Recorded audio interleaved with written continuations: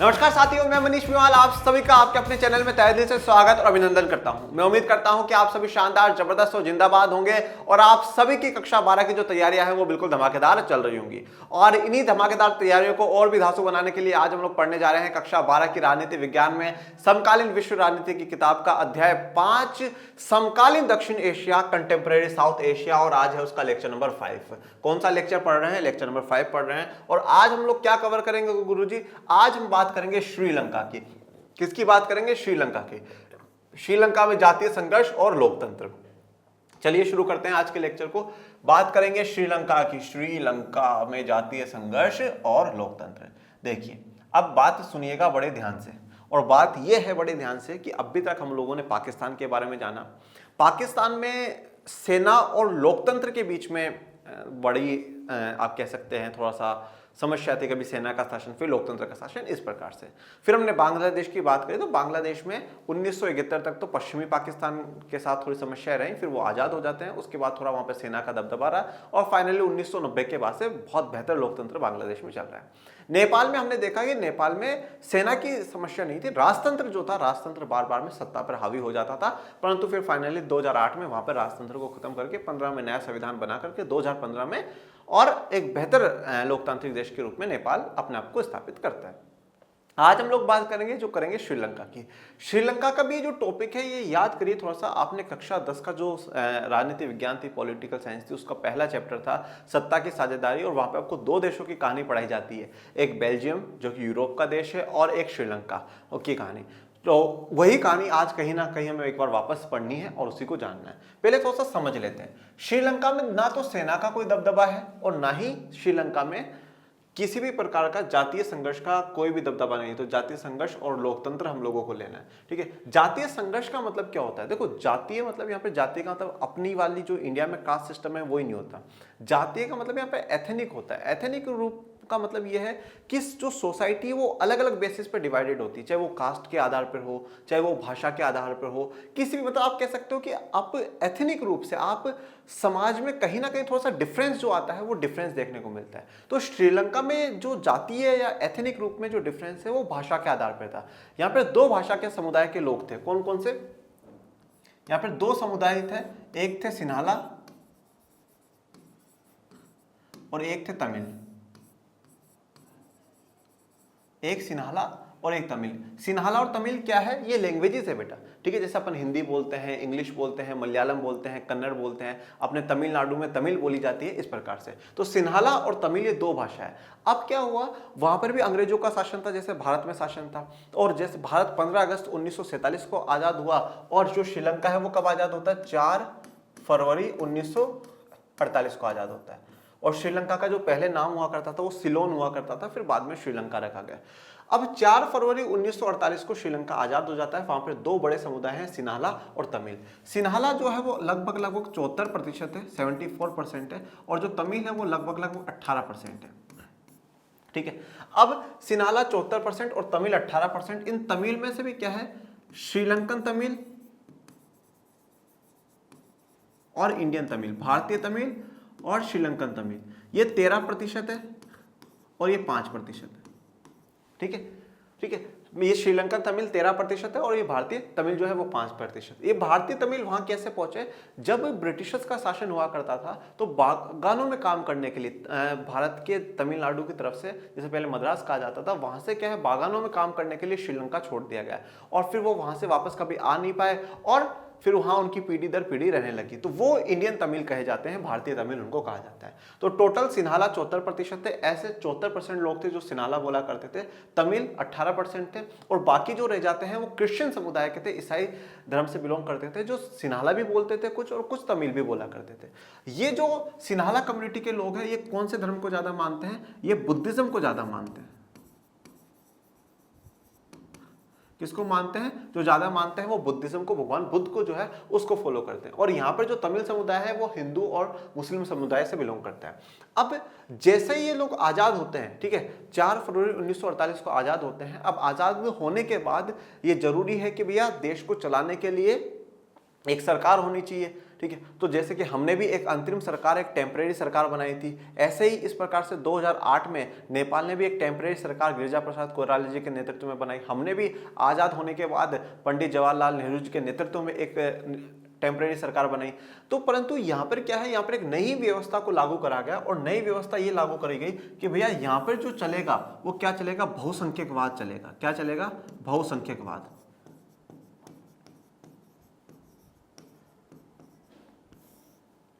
बहुसंख्यकवाद या मेजोरिटेरियनिज्म क्या होता है? देखिए, बहुसंख्यक का मतलब है जिनकी संख्या ज्यादा हो। बहु मतलब बहुत ज्यादा और संख्या मतलब काउंटिंग। तो जिनकी संख्या ज्यादा है उसको बहुसंख्यक कहा जाता है। और जब भी ये वाद शब्द लगता है तो वाद शब्द किसको दर्शाता है, विचारधारा को, आइडियोलॉजी को दर्शाता है। जैसे हमने लास्ट में पढ़ा था माओवाद, तो माओवाद विचारधारा है, माओवादी विचारधारा को समर्थन करने वाले लोग हैं। गांधीवाद विचारधारा है, गांधीवादी जो गांधी जी की विचारधारा को फॉलो करते हैं वो लोग हैं। बहुसंख्यक मतलब जिनकी संख्या ज्यादा है और जिनकी संख्या ज्यादा हो वही देश पर राज करेंगे, ऐसी जो विचारधारा है उस विचारधारा को बहुसंख्यकवाद कहा जाता है। कि जिनकी देश में संख्या ज्यादा है वही देश में राज करेंगे और उस राज के चक्कर में जो अल्पसंख्यक है, मतलब जिनकी संख्या कम है, उनकी इच्छाओं की, उनकी जरूरतों की अवहेलना कर देंगे, मतलब उन पर बिल्कुल भी ध्यान नहीं देंगे। तो ऐसी व्यवस्था को क्या कहा जाता है, बहुसंख्यकवाद कहा जाता है। श्रीलंका ने आजाद होने के बाद बहुसंख्यकवाद की नीति अपनाई और बहुसंख्यकवाद की नीति के तहत यह था कि जिसकी संख्या ज्यादा है वो शासन करेगा। इसका मतलब है सिन्हाला समुदाय जो है वो क्या करेगा, शासन करेगा। सिन्हाला कम्युनिटी ने अपनी सरकार बना ली। तो अब इस बहुसंख्यकवाद के आधार पर क्या बन गई, सरकार बन गई। और ये जो सरकार बनी है, ये सरकार किसकी बनी है, ये सरकार बनी है सिन्हाला समुदाय की। अब सिन्हाला समुदाय की जो सरकार बनी, इस सरकार ने बच्चों, इस सरकार ने एक विधेयक जारी करा 1956 में। एक कानून ये सरकार लेकर के आती है और उस कानून ने मतलब यहां पर पूरे के पूरे श्रीलंका में जातीय संघर्ष को जन्म दिया। सबसे पहला तो इसमें क्या बोला गया कि यहां पर यह बोला गया कि जो सिन्हाला भाषा है, सिन्हाला भाषा को राजभाषा घोषित कर दिया गया। राजभाषा का मतलब यह था कि जितने भी काम होंगे, ऑफिशियल लैंग्वेज घोषित कर दिया गया। जितने भी देश में जो भी कार्य होंगे, सारे कार्य सिन्हाला भाषा में होंगे। मतलब कोई एग्जाम देना होगा सिन्हाला भाषा में देना होगा, गवर्नमेंट कोई पेपर जारी करेगी, नोटिस जारी करेगी, सिन्हाला भाषा में जारी करेगी, मतलब सब कुछ सिन्हाला भाषा में होगा। अब जब सब कुछ सिन्हाला भाषा में होगा तो फिर बेचारे तमिलों को तो सिन्हाला नहीं आती, कैसे हैंडल करेंगे? तो फिर उन्होंने इस चीज का विरोध करा। विरोध ठीक भी था अपनी जगह। दूसरा फिर ये बात बोली गई कि जो बौद्ध धर्म है, बौद्ध धर्म को बढ़ावा दिया जाएगा। ठीक है, बौद्ध धर्म को बढ़ावा क्यों दिया जा रहा है? क्योंकि सिन्हाला जो समुदाय है वो बुद्धिज्म को फॉलो करता है, भगवान बुद्ध के आदर्शों को फॉलो करता है, बौद्ध धर्म को फॉलो करता है। तो इसलिए कहा गया कि जो बौद्ध धर्म है, बुद्धिज्म जो है, उसको बढ़ावा दिया जाएगा, बुद्धिज्म को ज्यादा से ज्यादा बढ़ावा देंगे। मतलब यहाँ पर क्या है, जो तमिल समुदाय में जो हिंदू, मुस्लिम, क्रिश्चियन समुदाय के लोग हैं उनकी बात नहीं करी गई, सिर्फ और सिर्फ बौद्ध धर्म की बात करी गई। तीसरा बोला गया कि प्राथमिकता दी जाएगी। प्राथमिकता का मतलब क्या होता है, प्रथम, पहले आपको कहां पर, जो यूनिवर्सिटी है, जो विश्वविद्यालय होते हैं, कॉलेज होते हैं, स्कूल होते हैं, कंपटीशन होते हैं, गवर्नमेंट जो जॉब्स होगी, सरकार की नौकरियां होगी, कहीं पर भी अगर पहले नौकरी देनी है, पहले कॉलेज में एडमिशन देना है, पहले स्कूलों में एडमिशन देना है, तो किसको दिया जाएगा, सिन्हाला के बच्चों को दिया जाएगा। और अगर जगह बच गई तो तमिलों के लिए सोचेंगे, नहीं तो नहीं सोचेंगे। ये 1956 का विधेयक आता है और इस 1956 के विधेयक ने मतलब कहीं ना कहीं तमिल लोगों के बीच में एक ये भावना पैदा कर दी कि साहब श्रीलंका में हमारा कोई भी नहीं, हम तमिलों को बिल्कुल अलग करा जा रहा है। अब तमिलों में ये भाव आया तो तमिलों ने सोचा कि हम एकजुट होकर करके सरकार का विरोध प्रदर्शन करते हैं। सरकार का विरोध प्रदर्शन करने के लिए तमिल जो समुदाय के लोग हैं वो राजनीतिक दल भी बनाते हैं, सरकार से मांग भी करते हैं, समय समय पर मांग करते हैं। परंतु जो सिन्हाला समुदाय की जो सरकार है वो बिल्कुल कान में रुई डाल करके बैठी हुई है, वो बिल्कुल भी जो सिन्हाला समुदाय है उसकी नहीं सुन रही, तमिल समुदाय की बिल्कुल भी नहीं सुन रही। वो मांग करते जा रहे हैं, कुछ भी नहीं। फिर फाइनली क्या होता है, वहां पे गृह युद्ध शुरू हो जाता है, जिसे सिविल वॉर कहा जाता है। सिविल वॉर का मतलब या गृह युद्ध का मतलब क्या होता है, जब युद्ध तो आप सभी समझते हैं, जैसे भारत पाकिस्तान का युद्ध आपने पढ़ा, चीन भारत का युद्ध पढ़ा, रशिया यूक्रेन का युद्ध आपने सुना होगा, ठीक है, शीत युद्ध जो है वो आपने देखा। तो युद्ध क्या है, जब दो देशों के बीच में लड़ाई होती है हम उसको युद्ध कहते हैं। परंतु अब गृह का मतलब क्या होता है, हमारा घर, ठीक है, मतलब घर मतलब देश, देश के अंदर दो समुदाय इस प्रकार से लड़ने लग जाए कि वो युद्ध की तरह लगे, उसको हम गृह युद्ध या सिविल वॉर कहते हैं। तो यहां पर भी श्रीलंका में भी यही हालात हुए कि सिन्हाला समुदाय जो कि सरकार के सपोर्टर्स हैं, और तमिल समुदाय जो कि सरकार के अपोजिट है। इन दोनों के बीच में वहां पे युद्ध छिड़ जाता है। ठीक है, यहाँ पर तमिल समुदायों का एक संगठन बनेगा जिसको लिट्टे कहा जाएगा। उस लिट्टे संगठन के बारे में हम लोग बात करेंगे। हम बात करेंगे लिट्टे संगठन के बारे में, हम बात करेंगे आज के लेक्चर में उस गृह युद्ध के बारे में, हम बात करेंगे कि भारत का इसमें क्या रोल रहता है, भारत किस प्रकार से शांति मिशन वहां पे भेजता है, किस प्रकार से भारत का शांति मिशन वापस लौट करके आता है, जो स्कैंडिनेवियन कंट्रीज है नॉर्वे, फिनलैंड, उनका इस यहाँ पे क्या योगदान रहता है, किस प्रकार से 2009 में लिट्टे की समाप्ति होती है और उसके साथ गृह युद्ध खत्म होता है, ये सारी बातें हम लोग जानेंगे। और किस प्रकार से श्रीलंका में जो लोकतंत्र है वो किस प्रकार से जारी रहता है, इन सब की घटनाओं को आज हम पढ़ेंगे। ये वापस मैं यही कहता हूं कि आज के लेक्चर को समझने तक की एक पहले बेसिक है, ये आपके लिए आधार मतलब सेट कर दिया गया है। अब इसके बाद जो अब आप आज का जो लेक्चर है वो आप बड़ी आसानी से समझ पाओगे। ठीक है, श्रीलंका में ना राजतंत्र की समस्या है ना सेना की समस्या थी। श्रीलंका में एक नया किस्म की समस्या देखने को मिली जो कि जातीय संघर्ष थी। एथनिक जो कॉन्फ्लिक्ट है वो कॉन्फ्लिक्ट हम लोगों को देखने को मिला है। हम देख चुके हैं कि आजादी 1948 के बाद से लेकर अब तक श्रीलंका में लोकतंत्र कायम है, लेकिन श्रीलंका को एक कठिन चुनौती का सामना करना पड़ा है। देखिए, अब लोकतंत्र तो रहा ही है, अब वो बहुसंख्यकवाद में भी जो कर रहे हैं तो लोकतांत्रिक रूप से ही संसद में कानून सब कुछ चल रहा है। तो 1948 से ही कहीं ना कहीं श्रीलंका लोकतांत्रिक रूप में रहा है, परंतु एक कठिन चुनौती का सामना श्रीलंका को करना पड़ा है। देखिए, अब आप इन चीजों को देखिए कि भारत की फिर अपन तारीफ करते हैं। क्यों तारीफ करते हैं? देखिए, अपन को आसपास के देशों में क्या क्या समस्या देखने को मिली, सेना का शासन। ठीक है, परंतु भारत की जो सेना है वो हमेशा सिर्फ और सिर्फ लोगों की सेवा करने के लिए ही डेडिकेटेड है। ठीक है, कभी सत्ता पर ऐसा कभी नहीं हुआ कि नहीं साहब तख्ता पलट के लिए भारत की सेना ने प्रयास करो, नहीं। भारत की सेना में मतलब डेडिकेशन ही बस देश के लोगों की सेवा करने का है। तो हमारी सेना इसीलिए पूरी दुनिया में महान है। ठीक है, तो और सलाम करते हैं हम हमारी सेना को। तो कभी भी ऐसा नहीं हुआ। ठीक है, डेडिकेशन जो है बस वो सेवा करने का ही है। और जैसे मैंने कुछ एरियाज में मैंने लोगों को देखा है जिनका मतलब 12th के बाद से ही ये रहता है कि नहीं सब सेना में जाना है, दूसरा करियर ऑप्शन रखते ही नहीं, बस सेना में जाना है और देश की सेवा करनी, सेना में जाना है देश की सेवा करनी। तो एक गजब का डेडिकेशन लेवल है। दूसरा अगर आप देखें, दूसरी तरफ देखें, राजतंत्र की समस्या कुछ देशों को उठानी पड़ी, परंतु हमारे देश में जैसे जैसे रजवाड़े मिलते गए उन सभी रजवाड़ों को ये कहा कि रास्ता लोकतंत्र का ही अपनाना पड़ेगा। सभी रजवाड़े हाँ करके चलो लोकतंत्र का ही रास्ता अपनाने। तो राजाओं ने भी किसी प्रकार की समस्या उत्पन्न नहीं करी, परंतु ऐसा नहीं है कि रजवाड़ों को मिलाने में कोई समस्या पैदा नहीं हुई। आपने बड़े अच्छे से पढ़ा है कि सरदार पटेल की बड़ी मेहनत थी और बड़ी मेहनतों के बाद और बड़े प्रयास करने के बाद का जो ज्यादातर रजवाड़े हैं वो मिल जाते हैं। अब यहाँ पे और जातीय संघर्ष की बात करें तो समय समय पर हमने देखा था स्वतंत्र भारत की राजनीति में आंदोलन उठे हैं, आवाज उठी है सरकार के खिलाफ में, पक्ष में, परंतु हमेशा शांतिपूर्ण तरीके से सरकारों ने हर आंदोलन को शांत कर दिया और लोगों की भी मांग मानी और देश की एकता अखंडता को भी बनाए रखा। ये चुनौती न तो सेना की थी और न ही राजतंत्र की। श्रीलंका को जातीय संघर्ष का सामना करना पड़ा जिसकी मांग है कि श्रीलंका के एक क्षेत्र को अलग राष्ट्र बनाया जाए। तो यहाँ पे न तो समस्या सेना की थी और न ही समस्या राजतंत्र की थी। श्रीलंका में न तो कोई सेना का दबदबा था कि वह सेना शासन बनाना चाहती है और न ऐसा था कि वह राजतंत्र का यहाँ पे शासन हो। श्रीलंका में एक नई समस्या थी जो थी जातीय संघर्ष। और जातीय संघर्ष में क्या सामना करना पड़ा श्रीलंका को कि श्रीलंका का जो एक क्षेत्र है, जो एक एरिया है, उसको क्या है अलग राष्ट्र बनाए जाने की मांग वहां पर उठ जाती है कि साहब एक जो एरिया है उसको अलग राष्ट्र घोषित कर दिया जाए। आजादी के बाद से श्रीलंका को इन दिनों सिलोन कहा जाता था। श्रीलंका की राजनीति पर बहुसंख्यक सिनीली समुदाय के हितों की नुमाइंदगी करने वालों के दबदबा रहा। अब आजादी के बाद से उस समय श्रीलंका को क्या कहा जाता था? सिलोन कहा जाता था। क्या कहा जाता था? सिलोन कहा जाता था। और राजनीति पर किसका दबदबा था? जो बहुसंख्यक समुदाय, सिनीली। देखिए, हिंदी में सिनीली लिखते हैं और इंग्लिश में जब हम पढ़ाते हैं तो सिन्हाला पढ़ाते हैं। सिन्हाला भी लिखेंगे तो भी कोई दिक्कत वाली बात नहीं है, ऐसा नहीं कि नंबर कट जाएंगे, और सिनीली लिखना चाहते हैं तो आप सिनीली भी लिख दीजिएगा। तो सिनीली समुदाय के हितों की नुमाइंदगी करने वाले, नुमाइंदगी का मतलब क्या है? एक प्रकार से सपोर्ट करने वाले। तो सिन्हाला समुदाय के जो हित है, उन सिन्हाला समुदाय के जो फायदों की बात करने वाले जो लोग हैं, उनका क्या है दबदबा हुआ करता था राजनीति पे जब आजादी का समय था। यहाँ पे दो तीन बातें आपको ध्यान रखनी है। पहली बात तो ये, एक मार्क्स में पूछ लिया जाएगा सिलोन कौन से देश का नाम पहले हुआ करता था, तो वहां एग्जांपल देगा जैसे कि म्यांमार का है या और दो तीन देशों का नाम दे देगा, एक श्रीलंका का दे देगा। म्यांमार का पहले नाम बर्मा हुआ करता था। ये आपको कुछ चीजें हैं जहां एक एक मार्क्स वाले में आपके काम आ सकती है। तो आजादी के बाद से श्रीलंका उस समय क्या कहा जाता था? सिलोन कहा जाता था। और श्रीलंका की राजनीति पर किसका अधिकार था? बहुसंख्यक जो सिनेली समुदाय है उसके हितों को सपोर्ट करने वाले जो लोग हैं उनका दबदबा। सीधे तौर पर आप ये कह सकते हैं कि सिन्हाला समुदाय या सिनेली समुदाय का राजनीति पर दबदबा था। ये लोग भारत छोड़कर श्रीलंका आ बसी एक बड़ी तमिल आबादी के खिलाफ है। तमिलों का बसना श्रीलंका के आजाद होने के बाद भी जारी रहा। देखिए, ये लोग जो सिन्हाला समुदाय के लोग हैं, ये भारत छोड़कर श्रीलंका आ बसी एक बड़ी जो तमिल आबादी है उसके खिलाफ है।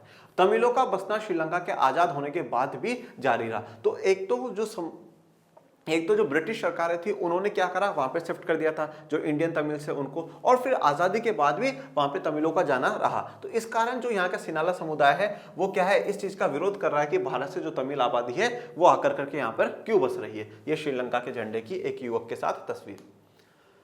सिनिली राष्ट्रवादियों का मानना था कि श्रीलंका में तमिलों के साथ कोई रियायत नहीं बरती जानी चाहिए क्योंकि श्रीलंका सिर्फ और सिर्फ सिनिली लोगों का है। अब सिनिली राष्ट्रवादियों का मतलब क्या है कि जो सिन्हाला को समर्थन करते हैं, राष्ट्रवादी वैसे जो कहा जाता है जो राष्ट्र का हितचारी हो, जो राष्ट्र को चाहता हो, राष्ट्रवादी उसको कहा जाता है। तो सिनिली राष्ट्रवादियों का यह मानना था कि तमिलों के साथ किसी भी प्रकार की कोई रियायत नहीं बरतनी जानी चाहिए, मतलब किसी भी प्रकार का कोई दया भाव नहीं होना चाहिए, बिल्कुल उनको मारो भगाओ कुछ भी करो, पर यह देश जो है सिर्फ और सिर्फ किसका है, सिनिली समुदाय का। सिनिली समुदाय के अलावा तमिलों का नहीं है। तमिलों को वापस जहां से आए वहां भेजा जाए, नहीं तो उनके साथ जैसा व्यवहार करना हो वैसा व्यवहार करो। रियायत छूट किसी भी प्रकार का दया भाव उनके मन में सिन्हालों को तमिलों के प्रति नहीं रखना है। तमिलों के प्रति उपेक्षा भरे बर्ताव से एक उग्र तमिल राष्ट्रवाद की आवाज बुलंद हुई। अब तमिलों के प्रति क्या उपेक्षा भरा बर्ताव होने लगा। उपेक्षा का मतलब क्या है, बिल्कुल जो एक इग्नोर करने वाला जो भाव है वैसा, क्योंकि सिन्हाला समुदाय ने तो ये सोच लिया था कि नहीं भाई साहब, तमिलों को बिल्कुल भी रियायत नहीं देनी है, बिल्कुल भी उनको बिल्कुल ही नहीं बख्शना है। तो अब और उनको हर जगह इग्नोर करना शुरू कर दिया हमने। इससे देखो 1956 का जो कानून आया है उसमें ना तो उन लोगों को अपने धर्म की इजाजत दी, ना उनको भाषा की इजाजत दी, और सबसे बड़ी बात थी कि जो रोजी रोटी का साधन होती है शिक्षा, उनका काम धंधा, उस काम धंधे में और उन शिक्षा में भी कहा गया जो पहले प्राथमिकता दी जाएगी वो सिनिली समुदाय के लोगों को दी जाएगी। तो इस प्रकार से तमिल समुदाय है वो धीरे धीरे उपेक्षित महसूस करने लग गया। उपेक्षित का मतलब खुद को एक अलग सा मानने लग गया, इग्नोर सा फील करने लगा कि साहब हमें तो हर जगह इग्नोर करा जा रहा है, हमारे बच्चों को ना शिक्षा में प्राथमिकता दी जा रही है, ना सरकारी नौकरियों में प्राथमिकता दी जा रही है, ना हमारे धर्म को मानने की इजाजत, ना हमें हमारी भाषा की इजाजत, तो फिर केस है। तो ये उपेक्षा का भाव आया, और जब उपेक्षा का भाव आया तो एक उग्र तमिल राष्ट्रवाद की आवाज उठी। उग्र का मतलब क्या है कि हिंसक, मतलब अपने अधिकारों के लिए हिंसक होने तक की जो है बात है वो आ जाती है। तो और तमिल राष्ट्रवाद की मतलब जो देश है वो तमिलों का भी है और उनकी जो डिमांड है वो भी मानी जाए।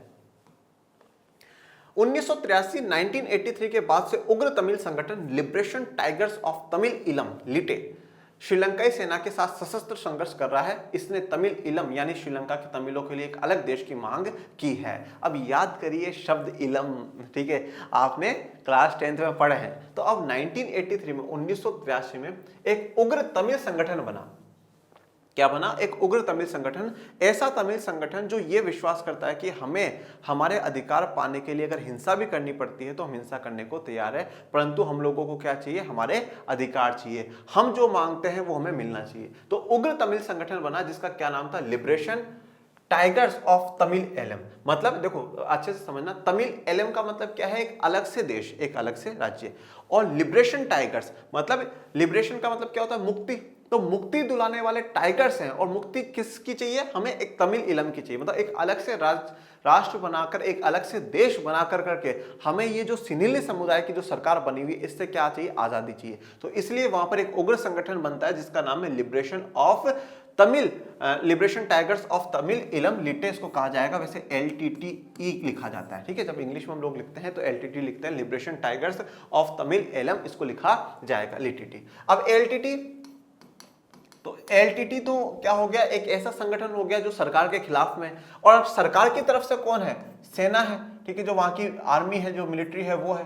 तो लिटे और सेना के बीच में क्या हो जाता है? जो सशस्त्र संघर्ष है वो हो जाता है। सशस्त्र संघर्ष का मतलब क्या है? हथियारों के साथ संघर्ष शुरू हो जाता है, दोनों के बीच में से हथियार निकल जाते हैं और हथियारों के साथ वहां पे लड़ाई, हिंसा, झगड़ा देखने को मिलता है। इसने तमिल इलम यानी श्रीलंका के तमिलों के लिए एक अलग देश की मांग की है। किसने करी है? LTT या लिट्टे ने तमिलों के लिए अलग देश की मांग करी है। अब यहां पर भी क्वेश्चन बनता है। क्वेश्चन यहाँ पे एक दो तीन प्रकार से बन सकता है। पहली बात तो है कि तमिलों के लिए अलग देश की मांग कौन से संगठन ने करी? तो लिट्टे संगठन ने करी। इसके अलावा यह भी आ सकता है कि लिट्टे की जो संक्षिप्त रूप है, जो पूरा रूप है वो बताइए, तो आपको पूरी जो ये बात है लिबरेशन टाइगर ऑफ तमिल इलम, ये आपको पूरा लिखना पड़ेगा।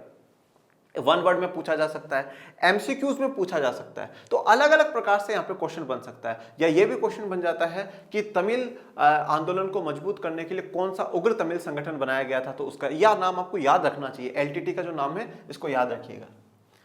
श्रीलंका के उत्तर पूर्वी हिस्से पर लिट्टे का नियंत्रण था। अब उत्तर पूर्वी हिस्सा, जैसे ये श्रीलंका है, कुछ इसी टाइप का, तो उत्तर, दक्षिण, पूर्व, पश्चिम, ये चार हैं। तो अब इधर उधर वाला जो हिस्सा है, ये इस वाले हिस्से को क्या कहा जाता है, उत्तर पूर्व का हिस्सा कहा जाता है। तो श्रीलंका का जो उत्तर पूर्व का हिस्सा है, मतलब नॉर्थ ईस्ट वाला जो हिस्सा है, उस हिस्से पर किसका नियंत्रण है, लिट्टे का नियंत्रण है। किसका नियंत्रण है, एलटीटीई का कंट्रोल है। तो एलटीटी का कंट्रोल है, तो इसी वाले इलाके में ये क्या चाहते हैं, तमिल इलम चाहते हैं, मतलब तमिलों के लिए एक अलग देश चाहते हैं। यहां पर एक तस्वीर टाइगर की।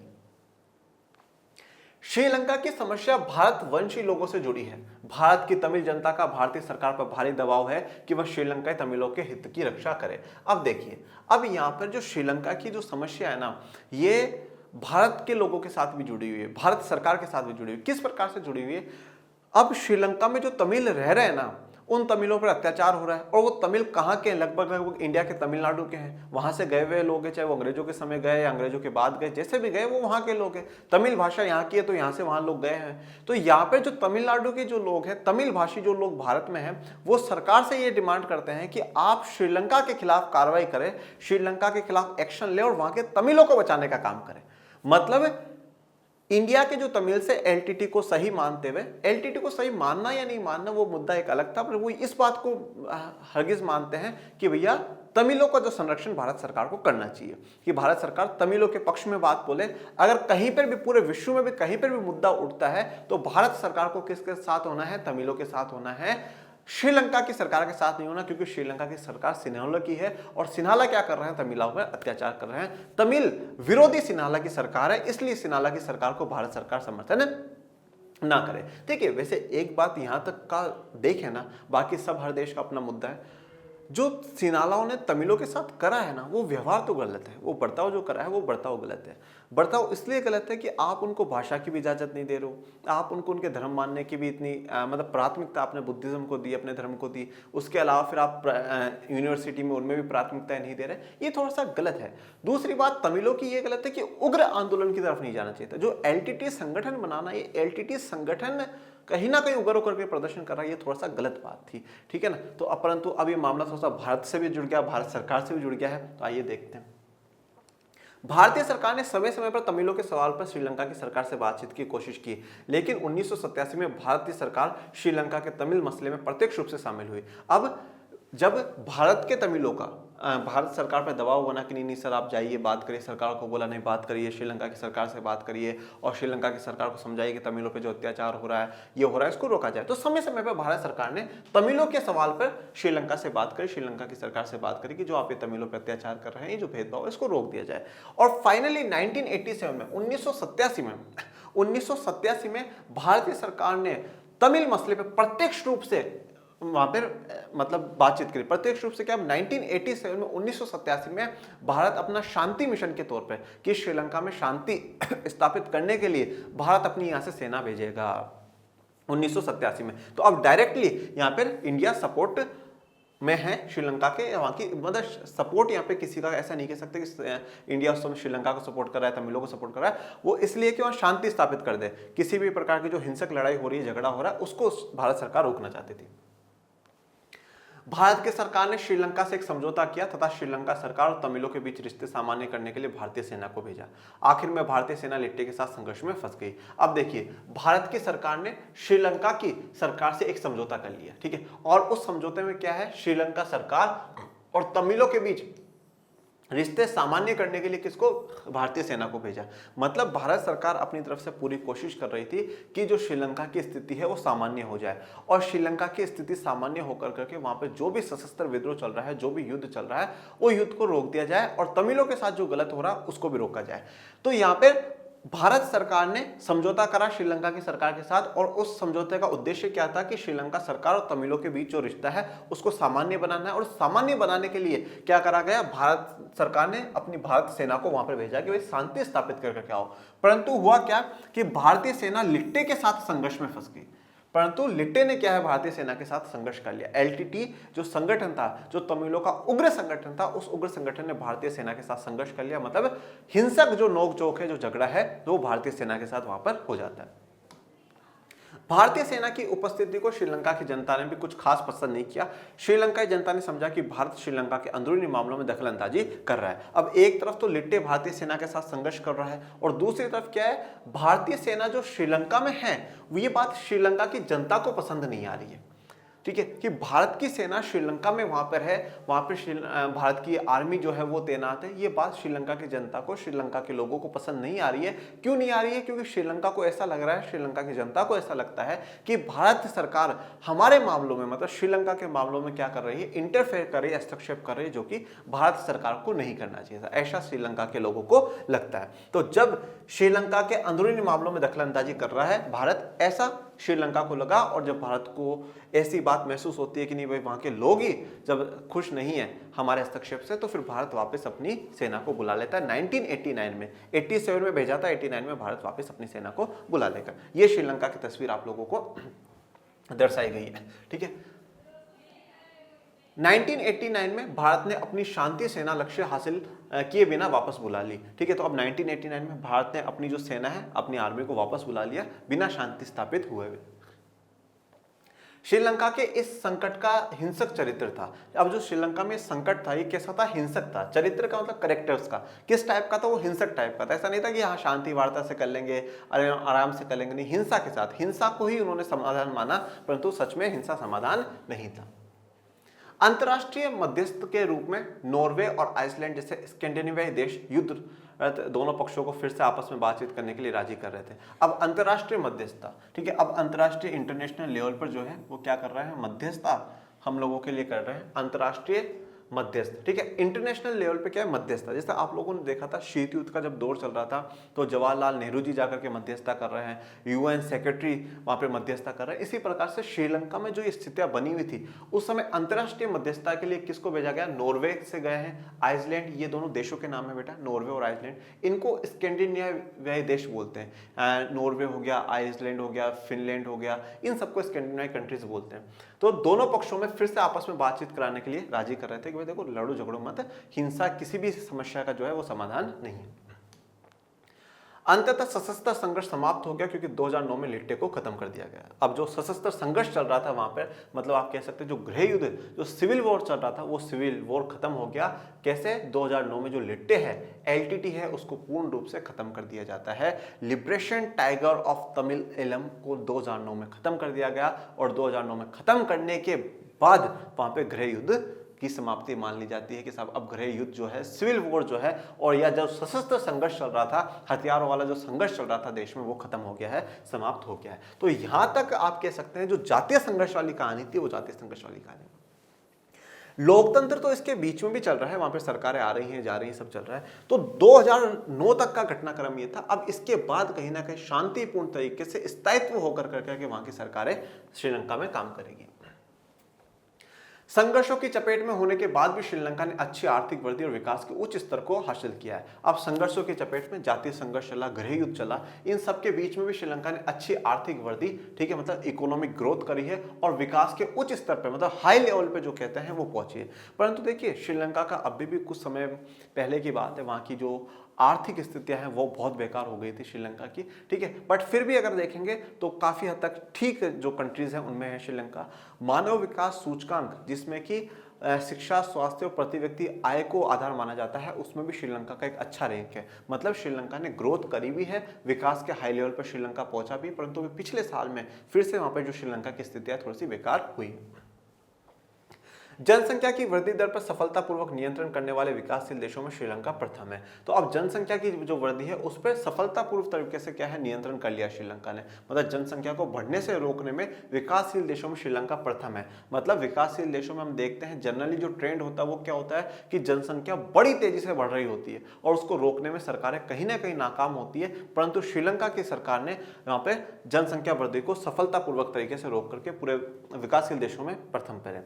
दक्षिण एशिया के देशों में सबसे पहले श्रीलंका ने ही अपनी अर्थव्यवस्था का उदारीकरण किया था। दक्षिण एशिया के जो 7 देश आपको देखने को मिलते हैं, इन 7 देशों में सबसे पहले अपनी अर्थव्यवस्था का उदारीकरण अगर किसी ने कराया तो श्रीलंका ने कराया। यह भी बड़ा सवाल यहां पर है। इस वाले पैराग्राफ से 2 बड़े सवाल बनते हैं कि विकासशील देशों में जनसंख्या को कंट्रोल करने में पहला स्थान कौन से देश का है? श्रीलंका का है। दूसरी बात क्या है कि दक्षिण एशिया में, ये तो 100% ऐसा सवाल है जहां बन सकता है कि दक्षिण एशिया में ऐसा कौन सा देश है जिसने अपनी अर्थव्यवस्था का सबसे पहले उदारीकरण करा। उदारीकरण का मतलब क्या होता है कि अपनी अर्थव्यवस्था को ओपन कर दिया, अपनी अर्थव्यवस्था को खोल दिया और कहा गया कि कोई भी बाहर की कंपनी आकर क्या निवेश करना चाहती है निवेश करे, हम भी दुनिया को कुछ बेचेंगे और दुनिया हमसे कुछ खरीदना चाहे वो खरीदे और हम भी उनको बेचेंगे और वो हमें बेच सकते हैं। उदारीकरण करा, लिबरलाइजेशन करा। हमने लिबरलाइजेशन कब करा? एलपीजी की नीति लेकर के आए थे। कब लेकर के आए? 1991 में लेकर के आए।